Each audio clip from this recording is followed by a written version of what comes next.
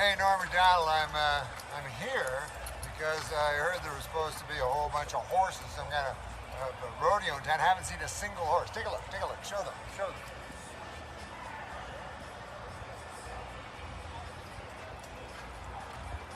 Bunch of empty chairs, not a single horse. Hi everyone and welcome back to my channel. Comedian and actor Norman Macdonald has died at the age of 61. The Canadian-born comic was an influential member of Saturday Night Live in the 1990s. Norman Macdonald died after a private battle with cancer, and he had chosen not to share his health problems with the public. So in this video, we're going to share some of his very last moments before he passed away. But before we do that, I'm going to read out a few of the tributes from his friends and his close family members. And this is what they had to say about Norman Macdonald. I am absolutely devastated about Norman Macdonald. Norman had the most unique comedic voice I have ever encountered, and he was so relentlessly and uncompromisingly funny. I will never laugh that hard again. I'm so sad for all of us today. And that was from Conan O'Brien. And then Senator Bob Dole said, Norman was a great talent and I loved him laughing with him on SNL. Bob Dole will miss him. Norman, rest in peace. And then we have one from Seth MacFarlane who said, to so many people in comedy, me included, there was nobody funnier than Norman Macdonald. You always hoped that he would hang around after work was done just so that you could hear his stories and get a laugh. He was so hilarious and so generous with his personality. I'm going to miss him. And that was from Seth MacFarlane. And then Jim Carey said, my dear friend Norman Macdonald passed away after a brave 10-year battle. He was one of our most precious gems, an honest and courageous comedy genius. I love him. So that was some of the private thoughts of some of his friends. And, you know, he died after, like I said, he died after a private battle with cancer. And, you know, he chose not to share his health problems. But, you know, the world is going to miss you, Norman. So rest in peace. No, come on. What are we talking about? You've got some friends in very high places. Adam Sandler, you know, I mean, the guy is well compensated, wouldn't you say? No, I think he deserves everything he gets. I agree. I didn't say overcompensated. I said he's well compensated. Oh, I should have said overcompensated. Oh, you're saying, yeah, I'm overcompensated for the little that I contribute. In a way, but that is not the dream. Yeah, no, that's not the dream, Norm. You know what I worry about is the people, I don't worry about you because you're rich. You know, I don't really worry about me because I'm well off. I worry about the people that don't have much and get a gun and come and try to get my money. Yeah, or I have 5,000 face masks here at the house, and I'm scared people are going to come here to try to get them. Are you serious?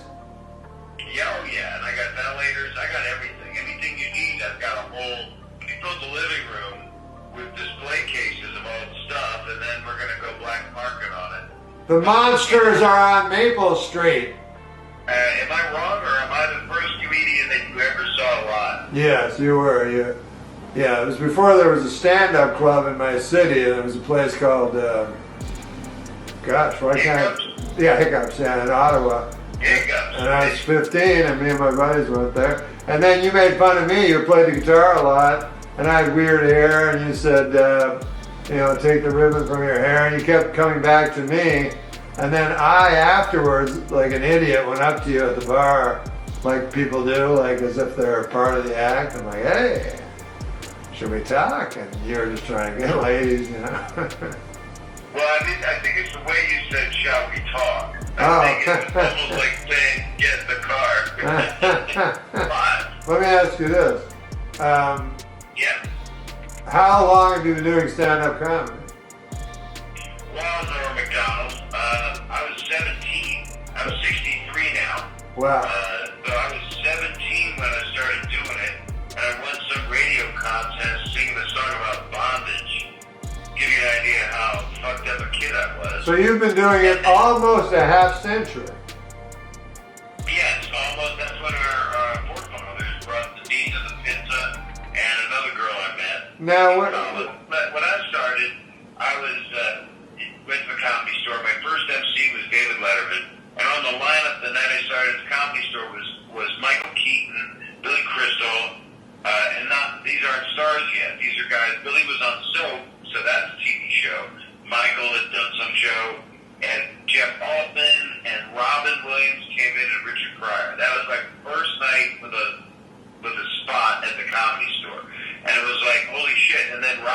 up to me after my set, and I had real weird material. I wasn't blue, but I was just a weirdo. And he goes, so your mother's gummy and your father's pokey and you're Mr. Potato Head? And I went, yeah. And he said, okay. And that was it. He just looked at me like, what the fuck's wrong with you? And I'll do about an hour and 10. Because I've got a new hour. So when you have a new hour, then it takes longer to get it out and work on it and change it. And so that's what I'm doing. That's what I'm personally, and it's meaningless, but selfishly, I would love to be performing for people. And I might do some of it. I don't know if I'm going to do it online. I want to do Edinburgh. I was there. I went there and stayed there and hung out with Craig Ferguson, went over to Scotland and spent some time with him and his wife. So I could live over there, you know, but I can't leave the house, so I can't make choices like that. Now, do you remember when I texted you right before we did this? Yeah, I haven't done it. You said to be funny. How's that? Well, let's talk about funny stuff. So, what was the funniest? Was Richard Pryor the funniest guy you ever saw in real life, in person, or? For me, and I got to know him, which was a gift, you know. Do you remember a specific joke or bit that you could? Well, you know, it was one of the later ones. It was after he caught on fire.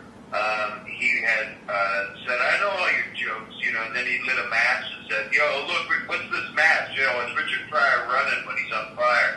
And he goes, "I know them all. You people don't have to do this about me." And then he said, "Let me tell you something. If there was a fire in here right now and you were all around the exit, I would eat through people's assholes to get out of this room." Norm, what about Dirty Work Part 2? I know we weren't supposed to talk about that. We're not. I just said, what about it? Oh. I love you, Norm. I love you. And I love anybody that loves you. I love you too. Stay safe. You too. Don't get out. Okay. That was Bob Saget. Oh, he's still there. Yeah, I'm still here. He's still talking. Yeah, let me turn this off here. And